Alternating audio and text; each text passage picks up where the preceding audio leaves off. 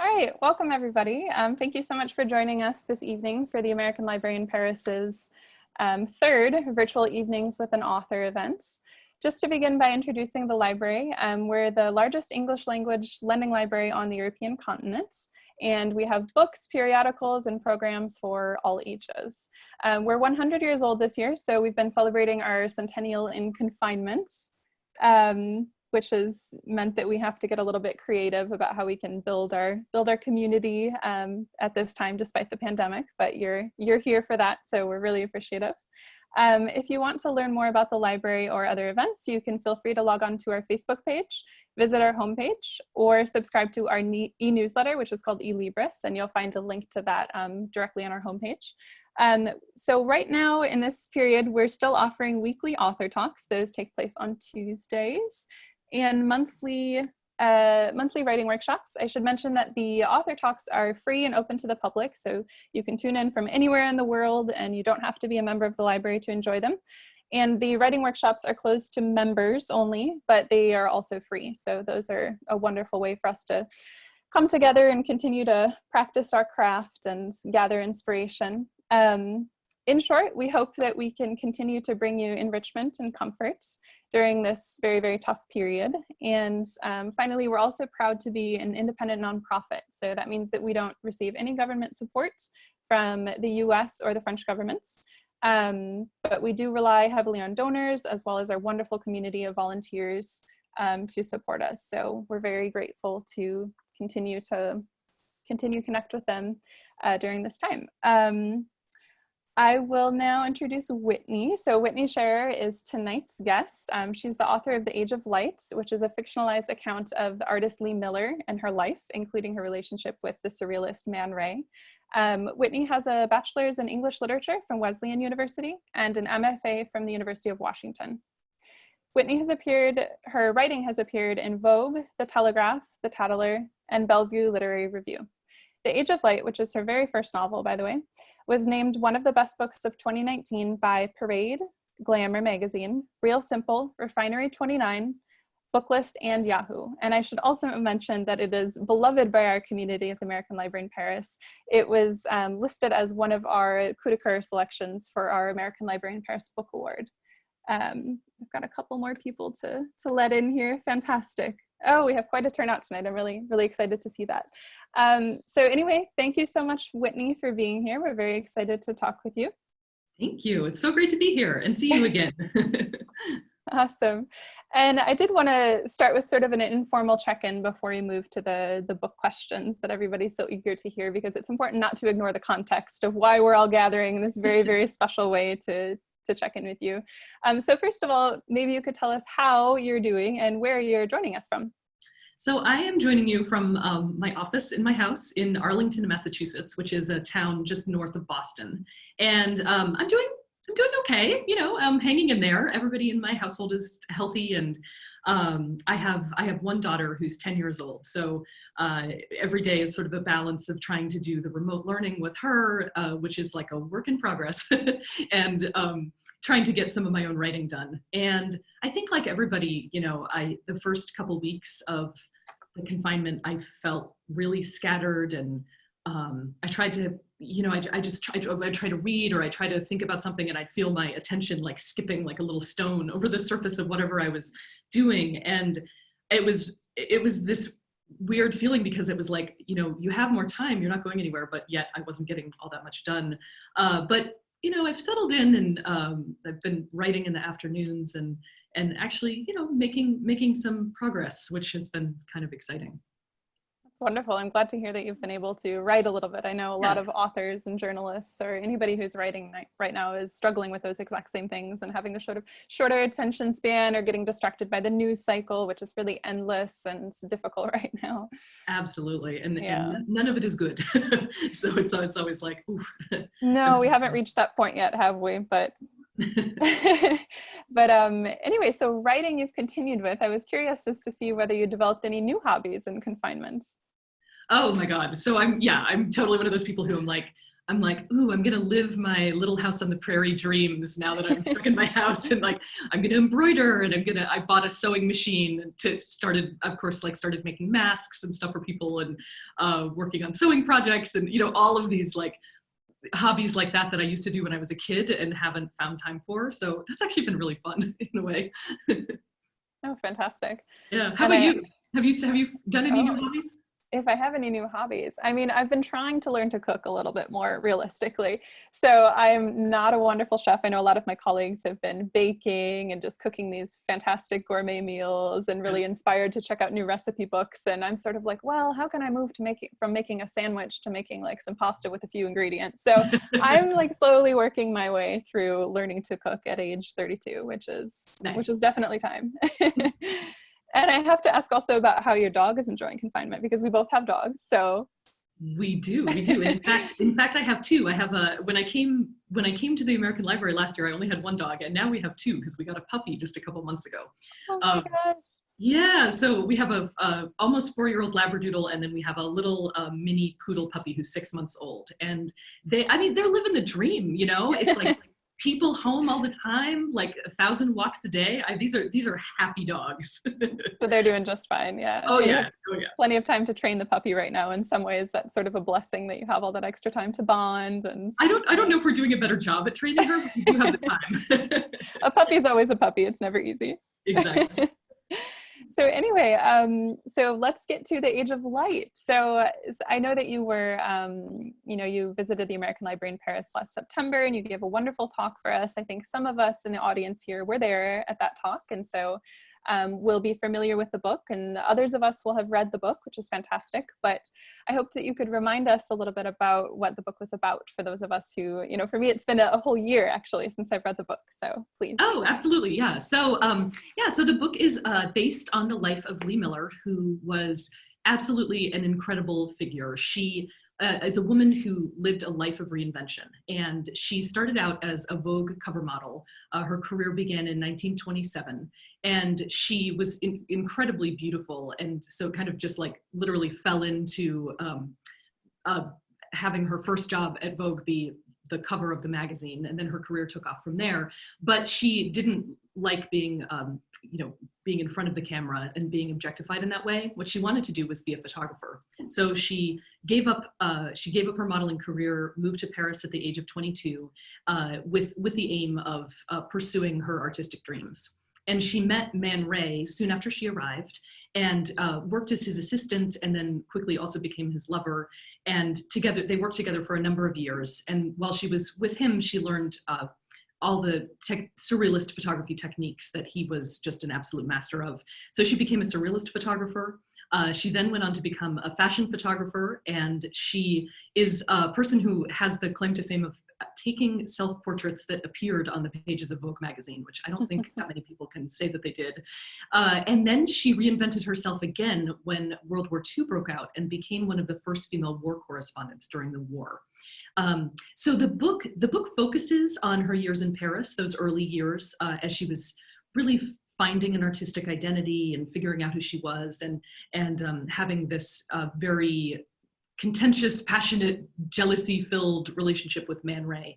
But it also dips into the World War II years, because that part of her life was just absolutely, essential to who she was. And I think it was the time when she was making her best art. So so those are the structures. And then it's kind of bookended with scenes from later in her life when she actually stopped making art after the war ended. Fantastic. Well, thank you for that refresher. I think, we can sort of tell that you could talk about Lee for hours, which is fantastic. I mean, your passion for her is really overwhelming and very inviting, I think, as well. I'm curious as to how you first encountered Lee Miller and her work, and at what point you sort of knew, like, this is someone that you just have to write a book about. Yeah. So I found out about her in 2011. There was a photography exhibit at a museum north of where I live, and it was called Man Ray and Lee Miller, Partners in Surrealism. And I have studied photography for my whole life, and I spent tons of time in dark rooms in high school and college. So I was pretty well versed with Man Ray's work, but I had never heard of Lee Miller. So I went to the exhibit to see Man Ray's photos, and I showed up and I walked in, and I was from the first room just totally blown away by Miller's work. And not only her work, which is so incredible, but also just by the force of her personality, which I think comes through in all of her photographs. And so I was walking around the exhibit and I was just like, why have I never heard of this woman before? Like, how did I make it through high school and college and art history classes, and this name is not familiar to me?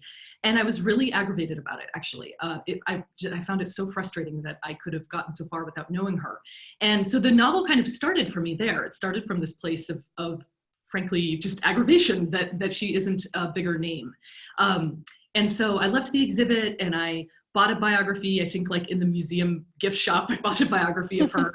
Started reading, but then it actually was about 2 years before I started writing the book. And part of that was like, I knew it would make a good novel, but I just didn't know how to do it. And I didn't know if I was the person who could do justice to her. So I was like waffling around and reading and researching for 2 years before I began the book. Fantastic. Well, thank you for sharing that moment. It sounds like, you know, I don't think Lee Miller is the only artist that we encounter and think, how do we not know her? I think that actually happens with a lot of female artists. And so it's great to see some of these biographies and lives coming out so we can get to know these people, even if it's a bit, you know, too late that we don't appreciate them as they're alive. But it's really important that we're able to highlight that. So it's great. Yeah, absolutely.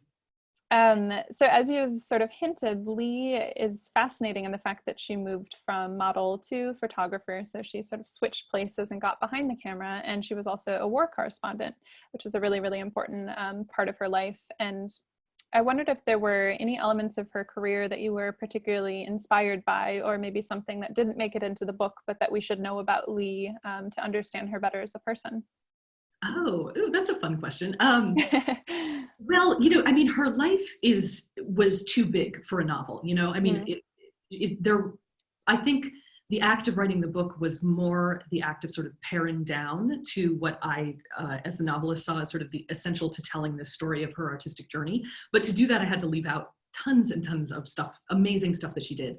And one of the really interesting periods of her life was let's see. So she left Paris. This is pre World War II. She left Paris and she went to New York and she opened a photography studio. But about a year after she did that, she met an Egyptian man, fell in love with him, married him, and moved to Cairo, where she lived for, I think, like 5 or 6 years, something like that. And this was, I know. Yeah, we didn't get there. I was like, I can't have her go to Egypt. Like that's just too much.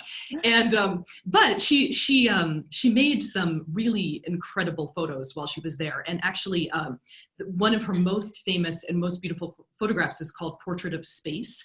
And that was taken when she was living in Egypt. But just one small anecdote about that time in her life, which I loved, which I feel like just captures her spirit so well, is she unshockingly was not particularly happy in the extremely rigid social hierarchy, which of course is like women are, contained to the house and the domestic sphere, and she was just chafing at that the whole time she was there.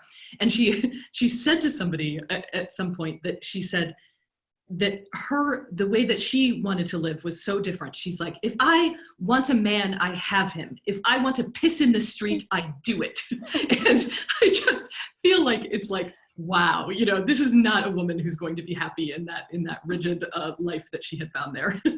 Definitely not. Sounds like Paris was more the city for her. Yeah.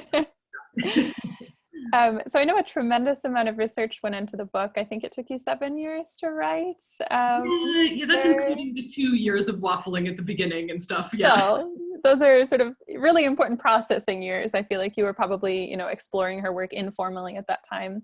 I mean, that's quite a long time. So I was curious as to whether you found her personal or professional life more compelling in that stage. You've sort of hinted at the way she was revolutionary as an artist, even as a model as well. But she does have this tumultuous series of relationships and a very crowded love life. So which were you more drawn into?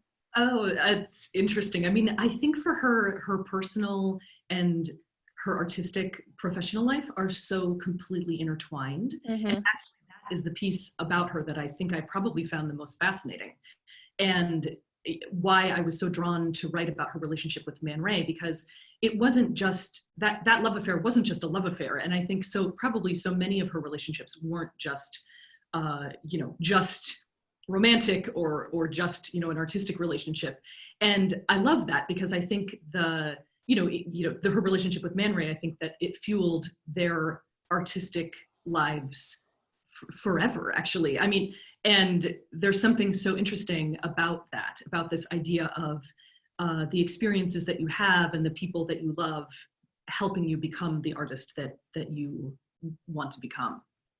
Yeah, that's a really beautiful way to put it, actually. And I think it's true that, especially with someone who has a life as interesting in hers and is just a really imaginative artist, I think it is very difficult to tease out the personal from the professional, because they're just constantly sort of melding and creating the synergy between them to develop something really, really new. So that's a beautiful thing about Lee Miller.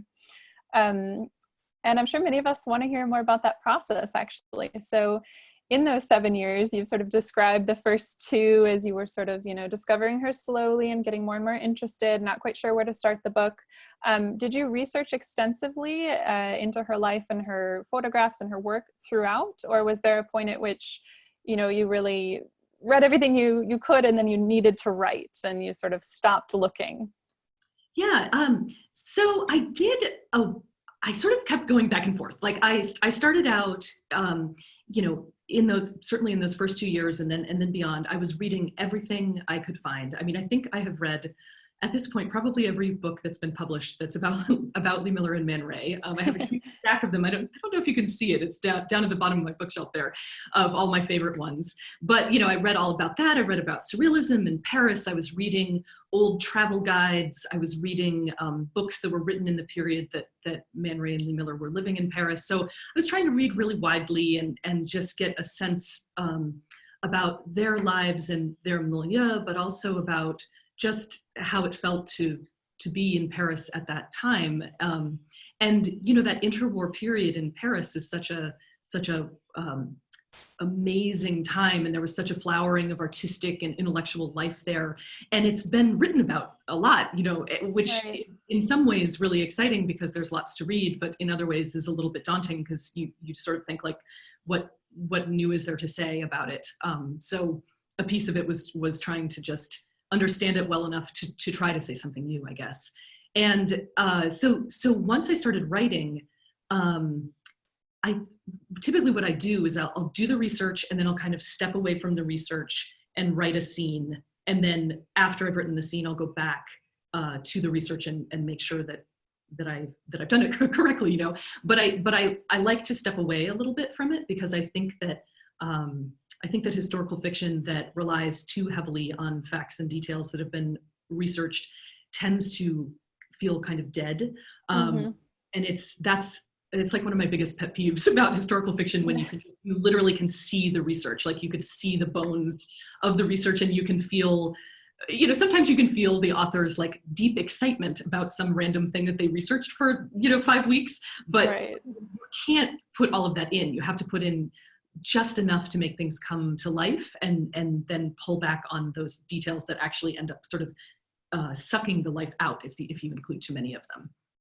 Yeah, I think that's true. That's something I noticed too. I'm a huge fan of historical fiction. It's probably the genre that I read the most. And you'll get to that point in a book where you sort of notice a really suspiciously specific detail and you're thinking, oh, they needed that to be in there. Like that was their own, like you say, they were just so excited about it that the author needed to put that somewhere, even if in the end it disrupts the flow or doesn't really help us understand the plot or the characters. And I always find those moments kind of endearing. But yeah, your book reads so smoothly, and I think we can tell that you had a lot of discipline in the way that you went about showing us that you'd done enough work, but that you weren't going to, it wasn't going to be a history book at the same time. It's really character driven, really relationship driven. And yeah. I mean, it was more important to me to capture her spirit than, I hope all the facts are true. I researched it and want it all to be true. And I wasn't, I didn't put people in Paris at times when they couldn't be there. And, I created a very a rigid sort of rubric for myself about what I could fictionalize and what I had to stay true to fact to. And I think that every writer does something like that. You know, if you set up this framework for yourself, you know, you're obviously going to be fictionalizing things because it's a novel. That's sort of the whole point. But if you have the framework, then you can push against it while you fictionalize, and you can make choices about what you fictionalize based on what you've chosen to stay true to in the person's real life or in the history. Exactly. And with that, you're leading me so gracefully into our next question, which is about the ever popular question I'm sure you get of what in the book is fact versus what is fiction. And something I found interesting was that you mentioned Lee Miller had fictionalized elements of her own life. And so I wondered if that set you free in a way to know that she was also playing with some of those details so that you had a bit more artistic license, or just let's, you know, zoom out and tell me about your relationship with fact versus fiction in developing the novel. Yeah. So one of my favorite things that has ever happened in a book talk was I think I was in California, and somebody raised their hand and they were like, "Can you tell me what percentage is true?" And I'm like, "What percentage?" It just made me laugh. And I was like, 72%, you know, like how could you ever, I mean, because when you're a fiction writer, you know, literally sentence by sentence, there's fact and fiction. I mean, it's so intertwined in that way that there's, you know, you can't make a percentage, but I understand the question, the hunger behind the question, which is like this hunger to just know, you know, what am I learning? Like what is the real history here? And I feel that question in my mind anytime I read any historical fiction that's based on real people. I'm always like, ooh, did that happen? Did that happen? You know? So in my book, yeah. So I did actually, I was really interested in this idea of Lee Miller fictionalizing her own history. And so I'll give like an anecdote or two about that. Yeah, please. Yeah. So when I started writing the book, I kind of, you know, I went through a few of the biographies and I was making lists of scenes. And for example, like there's one scene that Lee Miller herself describes in an interview that she gave at the very end of her life. Like literally like the year before she passed away, she gave this large interview and she was talking about how she had met Man Ray. And she said that she had tried to go to his studio to tell him that she wanted to work with him. He wasn't there. So she went to a nearby bar and she was sitting in the bar and all of a sudden he walks in and she goes right up to him and she's like, "I'm Lee Miller and I'm going to be your new student." And he's like, "Oh, I don't take students." And she goes, yes, you do. And he's like, "No, I don't. And besides, I'm headed to Biarritz for the summer, you know, the end." And she said, "Well, I'm coming with you to Biarritz." And so in her description of this, it's like she went to Biarritz with him. And by the time they were there, they were lovers and sort of the rest is history. So I tried to write that scene so many times. And every time I tried to write it, I just felt like it just felt too good to be true, kind of. It felt like, could this really have happened like this? And there are many, many moments in her history where she, in her retelling, kind of places herself in this sort of heroine's role, you know, it's sort of at the center of the action. And it may well have happened that way, absolutely. But it also could be that if you're looking back on your history 50 years after it's happened, you are going to embellish it slightly. You are going to make yourself the hero of your own story, and you're going to dramatize things in a different way. And once I thought about that, just this idea that really we all do that. I mean, I think anytime you tell a story about yourself, especially if you're looking back, you know, a decade or 20 years or whatever it is, you're going to tweak it. You're going to tell it the way that you want to. And I think she was a person who absolutely would have done that. So that thought, just literally that thought, was just like this thing that kind of cracked open the book for me, because I suddenly thought about history as this thing that we all fictionalize ourselves. And I hadn't thought about it that way in relation to Lee Miller. And once I did, I thought, well, great, now I can play with these scenes too. So that scene of meeting Man Ray, I changed. I mean, I kept some elements of it, but I shifted it slightly, and it was so fun to play with that, to have it skirt along that edge of what she said was true, and then what I could fictionalize about it. It made it really fun. Yeah, that makes a lot of sense. And it's really interesting that you had that relationship to reading some of her own material and thinking, hey, wait a minute, I'm not sure that you're not giving us a novel here instead of a proper biography. And yeah, Yeah. it's interesting that people are so curious to tease apart the fiction from the fact. And as you say, I think it comes from a place of wanting to know like what you can pass on. And if you're going to talk about Lee Miller, what can you say came from her life versus came from Whitney's novel about her life? But it's also sort of ridiculous in the end because we just can't know, and we're not going to know every conversation and all of that. So we don't have the full insight, but it's people like you who keep her alive, I think, and who imagine the parts that we don't have left anymore and can fill out the picture for us. Yeah. Well, I mean, when you think about history, I mean, it's just one version of what happened, and it leaves out so much. And I think one of the great things about all of the historical fiction that has been written over the past however many years, where people are reclaiming these stories, women's stories, immigrant stories, the stories that didn't make it into history books originally. I mean, I find that so exciting because I think that those novels can live side by side to the history books, and they can kind of tell a different version of the story and in certain ways, a more complete version of what had been left out before. Exactly. And so speaking of things that were left out or that Lee may have wanted us to leave out, I mean, she's obviously a very beautiful person, both sort of physically and spiritually. In the book, we can tell she has this intense creativity, the joie de vivre, just a lot of positive personality traits, and can really enjoy herself and let loose, I think. Yet we also sense that there's some underlying trauma, maybe stemming from her childhood, and more troubling experiences that she's had early on in life, and that she's still battling some of those demons as an adult. Tell us a little bit more about your exploration of that trauma and how you chose to capture and portray it in the novel. Yeah, I think my answer to this is in part, in thinking about the way that she talked about herself. I think it makes sense in a way that she would place herself at the center of her story and sort of the hero of the story, in part because of what had happened to her in her past. And she is a really complicated figure. And as you said, like on the surface, she comes across as confident and ambitious and beautiful and bold, and she was all of those things. But she was also somebody who experienced really deep childhood trauma. She was raped at the age of 7. And then her father began taking nude pictures of her starting at the age of 8. And a practice he kept up well into her 20s.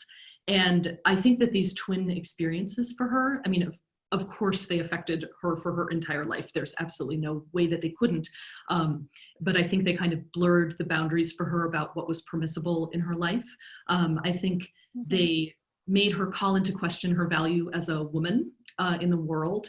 And the way that it seemed to play out in her life is rather than kind of taking those experiences and shutting down and closing in, what it made her do was it made her go out into the world and seek out danger, seek out sexual experiences. It gave her this hunger because in her descriptions of it, it's like there was something inside of her that was never sort of satisfied. And so she was constantly trying to find a way to feel at peace, I think. And she really struggled with that through her whole life. She talked about feeling like there were two pieces to her. There was like the angel and the devil.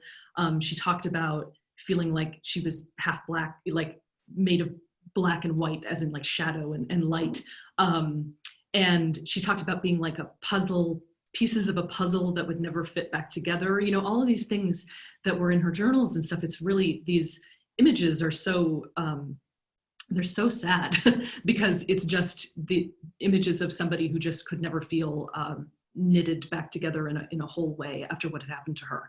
And then I think, I think that childhood trauma, I mean, I think you can kind of draw a direct line from that to her desire to go into the war, because that was sort of an ultimate way to find excitement and put herself into danger. And so I think, I don't know if she would have been a war correspondent had that trauma not happened to her as a child. I mean, of course you can't answer that question, but then the war itself is a third trauma, and that trauma of the war really never left her. And so after the war was over, she became a alcoholic, and she struggled with clinical depression, and she had PTSD. It wasn't diagnosed as that then. They didn't have that term, but that's what she had. And so that led her to stop making art in the 60s. It just became more and more challenging for her to make art because of all that trauma that she had experienced. Wow, yeah. I think also she just comes across as incredibly resilient too throughout the book. I mean, we catch glimpses of what's happening, and of course seeing things that no one can imagine during the war would have been incredibly tough on a person who'd already experienced so much trauma earlier in their life. But I think one of the reasons I really enjoyed your book was because it was this very resilient portrait of a modern woman. I think, which leads me to my next question, which is about whether you think Lee Miller could be considered a feminist, and sort of dovetailing off of that, how has your book been received in feminist circles? I think absolutely she should be considered a feminist. I think she would have considered herself a feminist. I think, somebody who says that, like, if I want a man, I take him and I kiss in the street if I want to. I mean, she just was somebody who wanted what she wanted and did not, she looked at the rules around her and said, I don't want these why do these have to apply to me? She wanted to have all of the rights and privileges that all men were afforded at that time. And I mean, to me, that's ultimately feminist. And I don't know. I haven't read anything about where she was actually talking about whether or not she thought about herself as a feminist later in her life. But I think and then as far as how it's been seen in feminist circles, it has been seen as a feminist book. And it's funny, when it sold to the publishing house that published it in the US, they were like, oh, this is this feminist novel. And I was so just glad and flattered, but I hadn't actually put that term to it until they said it. I just hadn't. I just thought about it as a novel about Lee Miller, this amazing badass woman. I wasn't thinking like, oh, I've written a feminist novel. But if that is what I did, then I am very, very happy about that. Yeah, that's wonderful. I think anyway, people are going to sort of make it their own and have their very own specific reaction to a book, so you can't control that. But if it's positive and inspiring for them, then that's just fantastic. Go for it, right? Yeah. Well, I wanted to invite you to read us a little bit of the book. I think you had a section picked out that's just a couple minutes long, maybe, and we'll move to audience questions after that. I'm actually already getting quite a few. Yeah. I will start on those after the reading, so I might have you guys hold off on submitting those. But yeah, please, Whitney. Yeah, and before I read, I'm going to hold up, I just wanted to hold up, this is the French version of the book. And so if people are bilingual at this event and you want to find this in a French bookstore, this is what it looks like. It was translated by Sophie Bastide-Foltz, and she did an amazing job with the translation. So I just wanted to give her a shout out. And then this is the book, this is the international edition of the book, so I think if it's in English language bookstores in Europe, this is what it would look like. And so I'm going to read it's one page. It's like a minute and a half. So don't leave your Zoom screen. I'm not going to read for like 20 minutes and bore you to tears. But I thought it would be kind of fun to read a passage that came directly from one of Lee Miller's photographs. And I'm going to put the link to the photograph in the chat, which I'm trying to do. Okay. There. So this is a link to the Lee Miller archive, and they have digitized, I think, like all of Lee Miller's photographs at this point. There is an unbelievable repository of her images available on the website for you to browse through, and I highly recommend doing that. But this photo here is from the scene. And the novel, I don't think I already said this, the novel mainly takes place in Paris in the early 30s, but there are these very short chapters that are based in World War II, and each one is like a couple pages long. So this is the first of the World War II scenes. London, 1940. During the Blitz, bunked down with Roland and Hampstead, Lee wakes more than once to find her bed brown with menstrual blood. Something about the surprise of waking to the scream of the air raid sirens sets her body off, starts her cramping. In the morning, when the blackout lifts, She rinses out the sheets in the sink, but stains remain, light copper blotches. What Lee can never tell anyone is that she feels almost giddy when she hears the whistle of the bombs dropping, when she feels the room shake, when plaster dust coats her face and makes her sneeze. Can never tell them how much she looks forward to the mornings after, picking her way through the city with her camera, the bombed out tableaus arranged before her like the work of some surrealist set designer. A church destroyed, but a typewriter balanced on the rubble before it, perfectly unharmed. A statue completely decimated, except for one beseeching arm. The wicked side of her loves the lawless nature of the blasts. One night, she and Roland wake to a different noise, a giant rustling, as if the house is a parcel being papered over. Lee pulls back the curtain, and with a whoosh through the open window comes a ghostly silver fabric, almost consuming her, so much of it that she has to beat it away from her face in order to breathe. A barrage balloon, Roland tells her, laughing, and they go outside and work together to pull all the fabric back out of the house. The next day, she spends hours photographing it, the balloon's carcass draped over trees or twined around her body. None of the shots are right, but then a week later, she is walking through Hampstead Heath and sees another downed balloon, pinned to the ground but still half filled with air, like a giant egg, 2 geese standing proudly before it. The photo she takes of it is a marvel, the war's first gift to her, and Lee feels buoyed aloft herself, filled with the promise of all that the coming days might offer her. Thank you.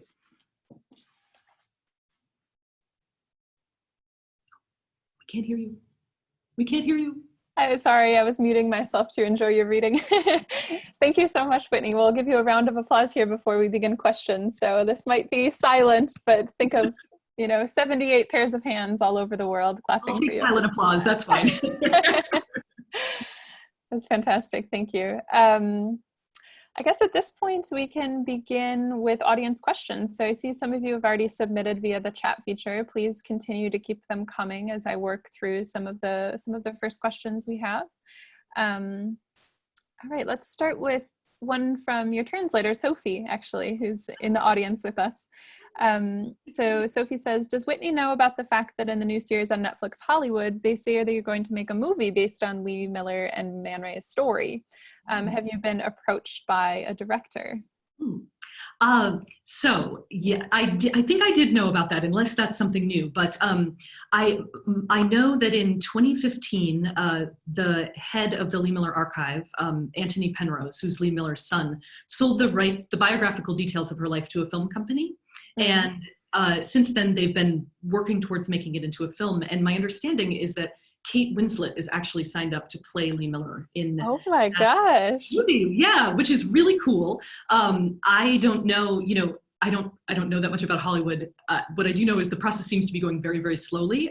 So I'm not quite sure where they are in that process. And then as far as my book goes, it's been optioned to be turned into a limited series, which I'm actually really excited about because I think a limited series more easily mirrors a novel, because it's this episodic, you kind of have more time to tell the story. And so that process is happening and is also going very slowly. Fantastic. Well, we'll have to stay tuned and watch the movie when and if it comes out. Great. I have 2 questions from Sarah. So the first is, did Lee Miller know Martha Gellhorn between the wars in Paris? And the second is, apart from Lee, who else were the main chroniclers that you read? Okay. So I don't, they didn't know each other, or if they did, they just met very, very briefly, but they weren't friends. I did another Zoom event the other week with Paula McLean, who wrote the novel called Love and Ruin about Hemingway and Martha Gellhorn. And that was really fun because we were talking about all of the fascinating parallels between Gellhorn and Miller, of which there are many. And there's also a wonderful scholarly article that I read a number of years ago that was talking about that exact thing, about these truly parallel tracks that Gellhorn and Miller were on for a period of time. But I think they would have loved each other, but they seemed to sort of hopscotch around each other during the war and with all of their professional work. So oh, and then the other question was, what other chroniclers of Lee Miller did I read? So there's a fantastic biography called Lee Miller, A Life by Carolyn Burke. And of all the books written about Miller, that's the one that that was like my touchstone, I think, I kept going back to. Anthony Penrose has written a number of books about Lee. He wrote one, his is called The Lives of Lee Miller.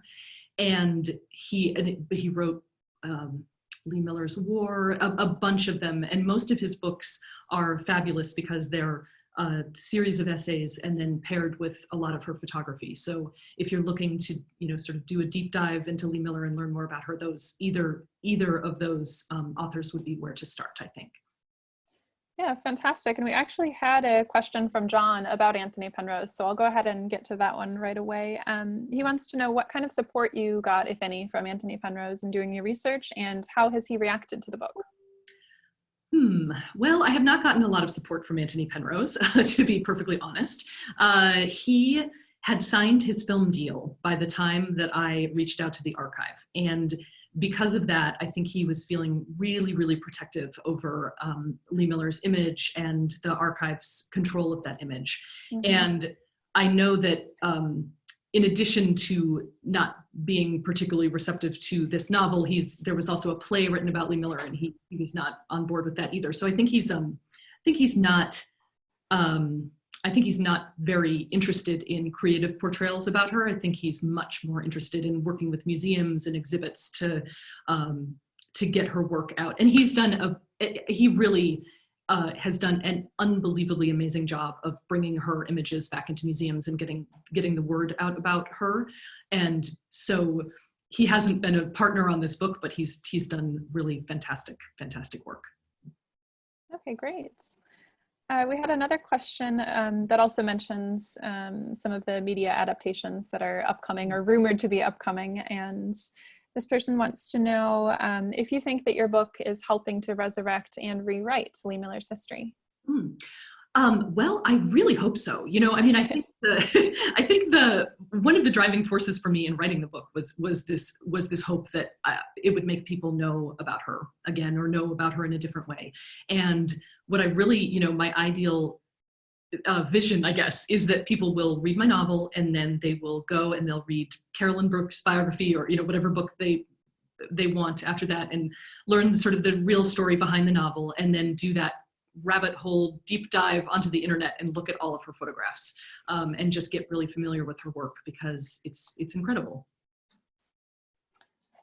All right, for the next question, Mike asks, did Lee Miller know or work with Berenice Abbott, who was another of Man Ray's assistants, who became a very accomplished photographer in Paris and New York? So did those two ever cross paths? I think, and I'm not a super expert on Berenice Abbott, but I think that she had already moved to New York by the time that Lee Miller got to Paris. And my understanding is that they didn't know each other. I'm not 100% sure if I'm right about that, but certainly in all of the main books I've read about Lee Miller, Berenice Abbott wasn't mentioned.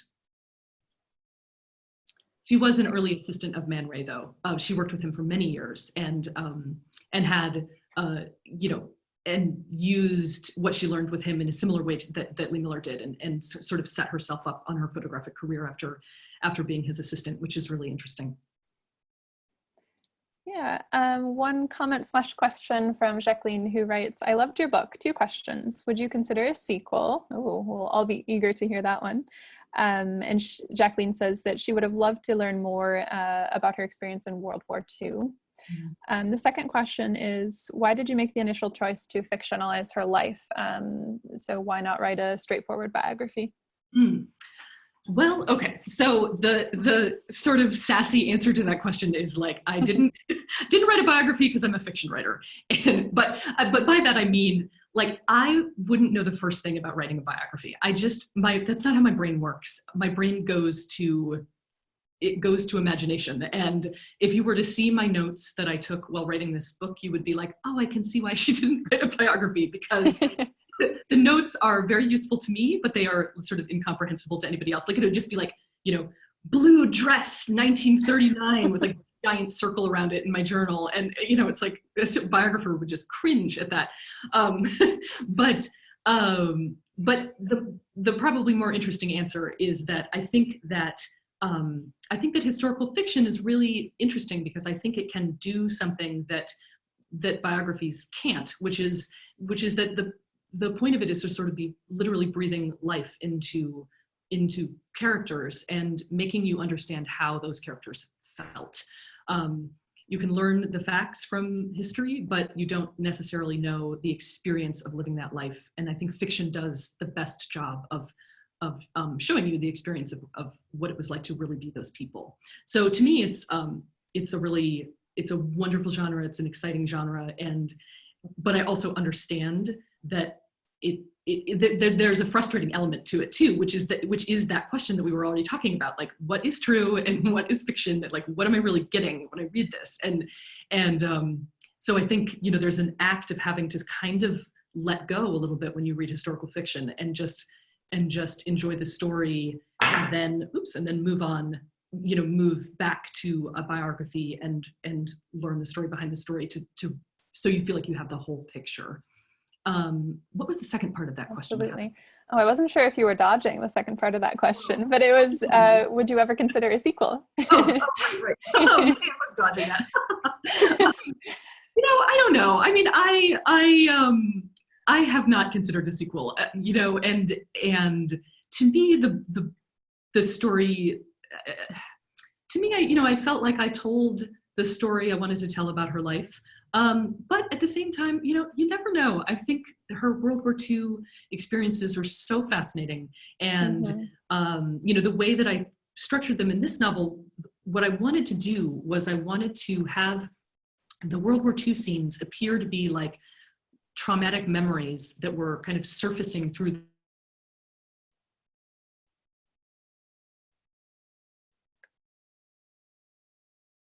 stuff. As she, post-war. And because of that, there's not that much of World War II in the novel. So, I mean, there could be a world in which there was a sequel. I don't know, I'm not totally ruling it out. Great. And a couple people are curious as to what's next for you. So what are you researching or writing about next? And you're allowed to also dodge that question if you want. But if you wanted to share any future projects that you have, please do. I'm gonna half dodge it because what's happened is I spent a while working on a project and that is set in the late 1800s in Colorado, which is where I'm from, and it was set in the silver mines of Colorado. And I've had this idea in my mind for years and years and years. And so I was working on it, and I don't know, I just wasn't feeling it. Like I literally sat down one day and I was like, back to the mines. Which did not seem like a good sign. So I then was having this other idea, and I'm not going to tell you about the idea. So this is where I'm dodging, but it was like my secret book boyfriend. And I kept thinking about my secret book boyfriend and how sexy he was and how much better he was than this mining novel.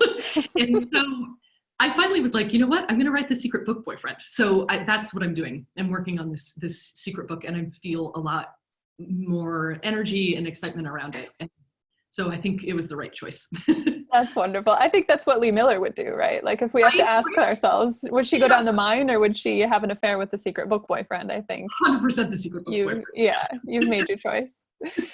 So Bess is wondering if you have any recommendations. What other authors do you enjoy reading? Or it can be a book or anything you might want to share with this audience of avid readers. Oh, wonderful. Yes. Oh my God. I love giving book recommendations.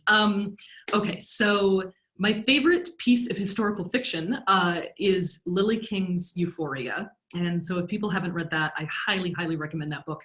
It's very loosely based on the life of Margaret Mead, but King chooses to fictionalize Margaret Mead and give her a completely different name and everything. And it's about this weird period of time in Mead's life where she was in this love triangle with a researcher, her husband, and herself in the jungle in Papua New Guinea.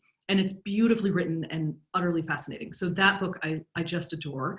I recently read The Great Believers by Rebecca Mackay, and I love that book. Oh, Catherine must have it on her shelf.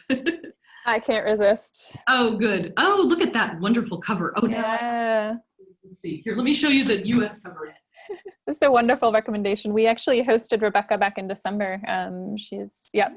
Yeah, That's the version the library has. So we've got them all here. Yeah, isn't it? It's incredible. It's outstanding.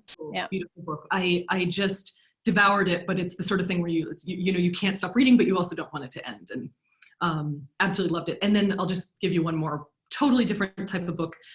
This book called Weather by Jenny Offal that just came out maybe, I don't know, a month ago, 2 months ago. And Offal's writing is really spare and lyrical, almost like poetry in a way. And and she kind of, it sort of encompasses everything, but it's, a lot of it is about climate change and anxiety and modern life, but written in this style that I don't think anybody else can write in. And it was really, really good, especially for this moment in time. So thank you. Fantastic. Yeah, I've seen that she's gotten a lot of buzz lately, actually. So yeah, this will be someone I have to check out. Yeah. Oh, you've got to read it, and it'll take you like an hour and a half to read. Her books are really, really small. Her first book was called Department of Speculation, and that book is incredible too. And they work really well together. Like it's kind of like that auto fiction. I think it's like she is the main character in both of the books, and you both could read both of them in an hour and a half. So it's great. Fantastic, thank you. I see one more question from Sarah that I had initially skipped here. So she's asking, did you use any primary sources from her contemporaries when writing about Lee?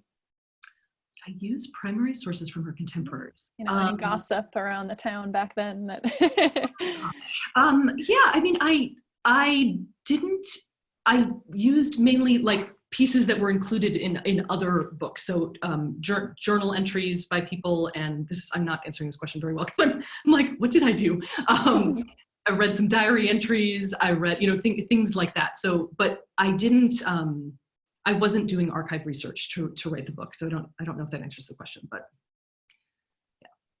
Sounds good. Does anybody have any last questions they want to submit via the chat feature? I've gotten through what was submitted so far, but we do have couple more minutes remaining. I guess as you guys think about any last lingering questions, I'll go ahead and say thank you to Whitney for joining us, and thank you for your wonderful questions. I see more applause. Yes, so nice. Lovely.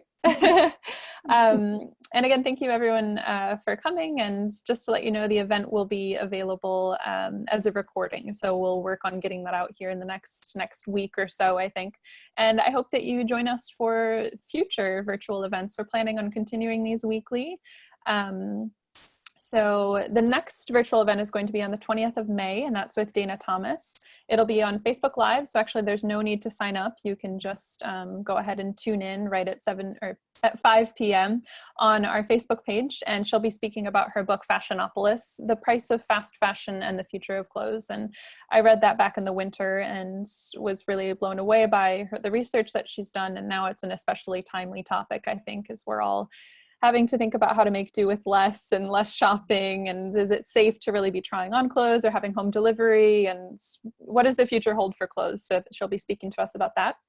And I wanted to mention 2 more names just as teasers of other authors that we'll be hosting. At the end of May, we'll have Anissa Bouziani, who wrote Dune Song, which is a very beautiful book, half set in Morocco, half in New York in the post-9/11 world. And then Mark Mayer will join us at the beginning of June, and he'll be giving us sort of a hybrid event talking about isolation, loneliness, the craft of writing, and confinement, but also I think touching on some of his previous work. He has an amazing collection of short stories out. It's just beyond my reach, so I'm not going to go for it, but it's called Aerialists. Oh, Whitney, I should also ask you before we let you go, if you have a recommendation as to how to get The Age of Light. Do you have a preferred bookseller locally in Paris or just throughout the world? Oh, gosh. So I loved when I was in Paris this last time, I visited the Red Wheelbarrow, which is an English language bookstore. And yeah. I loved, I see somebody cheering. Yeah, there are a lot of reactions in the background. It's lovely.